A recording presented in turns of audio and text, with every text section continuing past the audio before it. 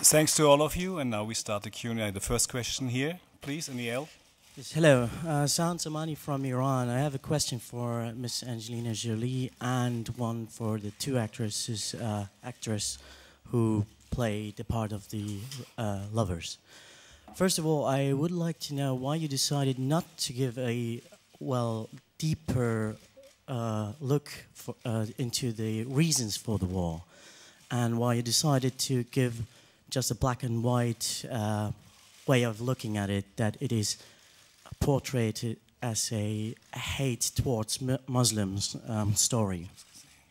Well, first of all, I think you have every right to write a review and speak in whatever way, however you see the film, because everybody, of course, interprets art differently and views it differently from maybe their own background and their own personal view of art and relationships and story, and so that's how you see it.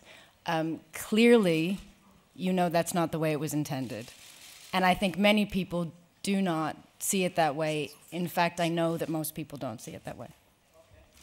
I have a second question for the actors. I would like to know whether the relationship of the two is a romantic or turns to a hostage relationship that is based on, well, sexual desire, because at some point it wasn't clear anymore to me whether this is becoming a love story or not. Thank you. Well, something that I always appreciated in art is that it doesn't manipulate with people's opinions. It rather serves as something that is given to the audience to be the judge of. So you don't get an opportunity as an actor to necessarily work with a director who will understand and appreciate this form of art. And what all three of us talked about while we were making this film is that we don't want to tell you what to think about the love between the two, or is there love? It's up to you to decide. I have my own, of course, version, and I know my truth.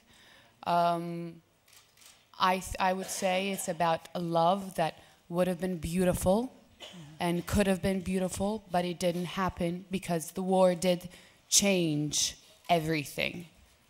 And being in the war, I know that it changes not only the surroundings, not only your life, but it changes people. And that's the story that we wanted to tell. So for me, I don't think it's possible, but I would like you to think about what you feel and believe.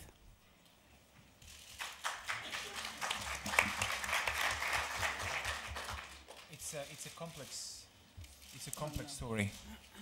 The relationship between Daniel and Ayla, and it starts in one time, in one specific place, under specific circumstances, and then it lives and develops and turns into something else over the period of 4 years. And of course, echoing on everything Angelina and Zana said so far, what is important is to consider the circumstances, the background, the social conditions in which this relationship develops the way it does. And I have nothing else to say really, but that love, passion, sex, relationship,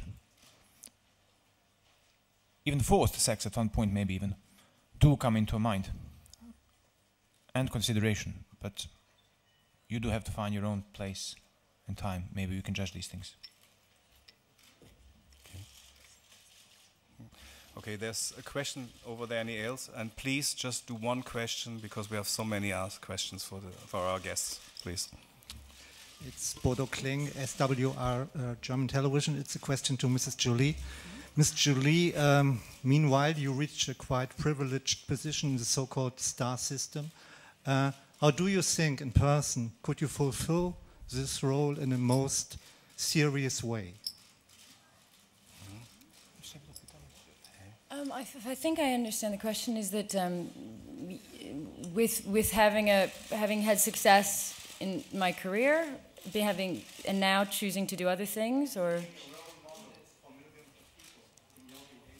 I see. Well, I do, you know, I do the best I can. I think we all, you know, as we grow older and the more we learn about the world and the more we realize we don't know, we try to educate ourselves. And I've done the best I could to educate myself on different conflicts and post-conflict situations, and I've traveled for over 10 years. And there are certainly certain conflicts that have really pulled at my heart and certain issues that I've done my best to learn about, and I've been compelled to speak about because they matter so much to me. And I'm very grateful that I've had the opportunity to have moments like this where I can speak to all of you and speak about things that really matter.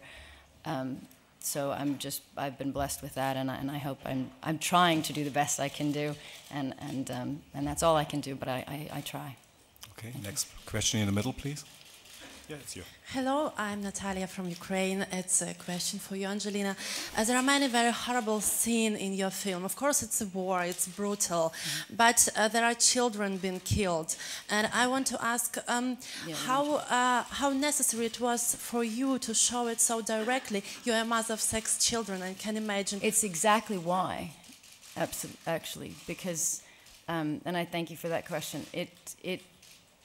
There's always a question in art, of course, when you do films about war, how much you need to show, what you should show. I think everybody that knows this war, lived through this war, knows that what you see on film is a small piece of how horrible it actually was. There is no film that could create the true horrors of war. But we do have a responsibility to show that it is truly horrible. And it should be hard to watch. It should linger,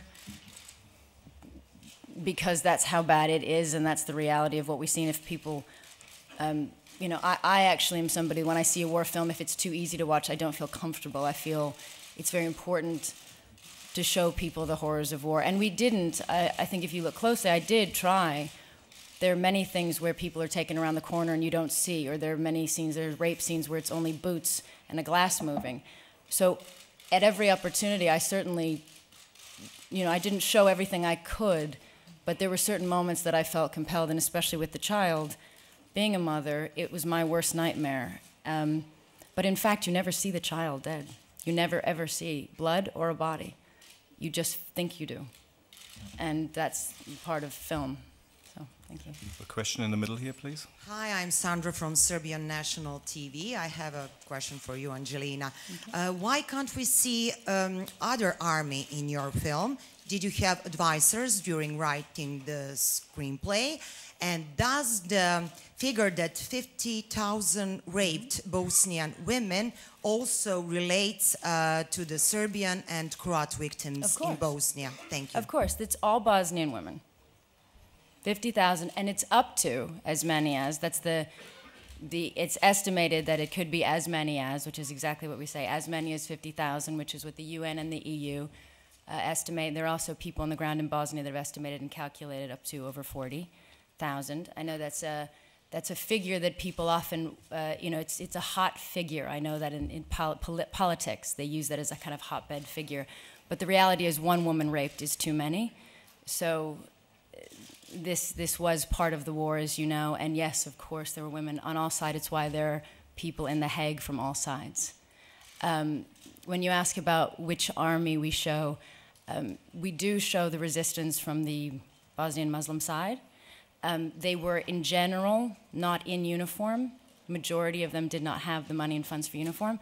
And even one of the actors who's in the film is actually wearing exactly what his brother wore in the war. He's wearing his actual uniform. So it's very accurate. But I do know, this is not a documentary, as Rade said. It's an artistic interpretation. I tried to bring as much as I could, but there are many different sides to war, many different sides to this war. And I hope there are more and more films made that show all different sides and elaborate on this theme in many different ways and tell many different stories. But we did the best we could with ours. And also, Angelina, if it's happening in a camp, in a Serbian camp, what do you think? How is it possible to have so close a Muslim army or Croatian army? It's happening there. It's a story about this, not about some other camp. This was this particular story, as I say. But there are many different stories to be told in this war, and many different ways to tell the story of this war. And as many people have told extraordinary stories of this war. you know, and hope they continue to do so. There's a question here on the left side, please. Hello, my name is Cameron Egley from Steam Magazine in Berlin. It's a very pleasure to meet you here all together. My question goes to Angelina Jolie. Ms. Jolie, what was your own experience to make this movie, and what was the biggest challenge for you? Thank you. Well, the biggest challenge, as you can all imagine, it's part of what we all discuss so heavily in this. The biggest challenge is trying to find a balance. The politics of this region and the complications and the sensitivity to the situation it's quite extreme, but I wanted to tell this story because I was 17 when this war started, and like most people around the world, certainly most people in America, we know very little about this war, and I felt a human responsibility to educate myself on a war that happened to my generation, and so I wrote this, never imagining I would make a film, but I wrote this because I wanted to learn about what had happened, and the more I read and the more I was educated, the more moved I was by the situation and wanted to express it to the world. When I wrote this story, I knew that the important thing, and the important thing for me stands beyond the film, is what you see in front of you, is that we all, you know, Serbian, American, Bosnian, we all, you know, coming together to try to tell a story, and we all share with each other, and we all formed strong friendships, and we all learned from each other. And that's been the most wonderful thing for me, is I've learned so much about this extraordinary part of the world, and these extraordinary survivors, and these great people, and great artists, extraordinary artists. And so it's been a real privilege, and I hope that the film speaks to people. Okay, the question on the right side, please. Hello. Could you please stand up? Thank you. Thanks. I am Cristiana Lievi from Italy, and I would like to know two things from Angelina Jolie. The first one is, how did you find the right balance? Because after 5 minutes, I would have liked to go out of the room because it was really strong for me, but I couldn't. So I would like to know, how did you manage in this way? And the second question is, I could feel that you were a woman, but in a good way. There is a very... I understand. No, I completely understand. You understand what you... I mean, it's a masculine, let's say, it talks about war, it's but a at war the same film, time but it is you a are a woman's female... Yes. point of view. Yes, and I could feel that there is a kind of good balance, and congratulations, because it was really well acted. Thank you very much. I'm confused with the woman question. Find the balance. I don't.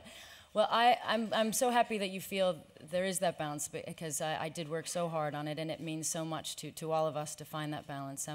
I think hopefully it came from a place that all of us wanted to tell this story, and we really came from a really good place. You know, we wanted to tell it for the right reasons. We didn't want to tell it to point fingers, maybe at the international community, but other than that, nobody else. You know, we wanted to learn and explore from each other. I didn't want to make it black and white and good guys and bad guys. It was really an intention to let's try to learn from each other and learn about what happens to society, to human beings, and how they're changed over years of war. And I suppose, being a woman, I can't help but to bring that to a film, and with an extraordinary actress, you know, playing the lead role, and all of the ladies who worked on this, all of the actresses, they brought so much of their personal experiences and so much of their, what it is, you know, just as women, they taught me so much, and women from this part of the world are different from American women in a wonderful way. So I learned about them culturally, and they enriched my life and taught me a lot. And I hope that is in the film, and that you can feel that in the film. Yeah, thank you. I'm awfully sorry, but this is the last question for today. Hi, my name is Anke from German television, from the ID magazine.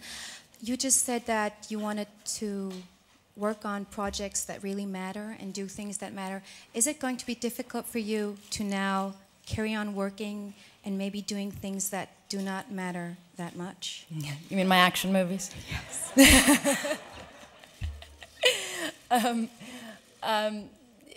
You know, you find different ways to make things matter. I think that, for example, you know, certain fun action movies are still somehow empowering for my daughters and things like that.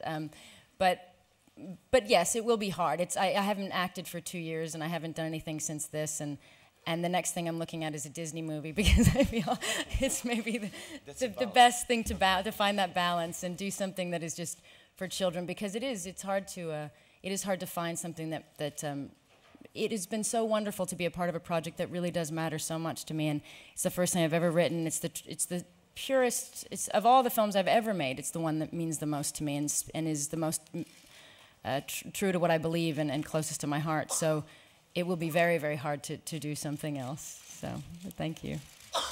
And the Berlin Film Festival is very proud to have you we don't know here. they're writing it. Presenting In the Land of Blood and Honey. We are really proud and happy to have all of you here. Thanks for being here. Thanks Thank for you presenting very the film. much, everybody. And good luck with the movie. Thank you.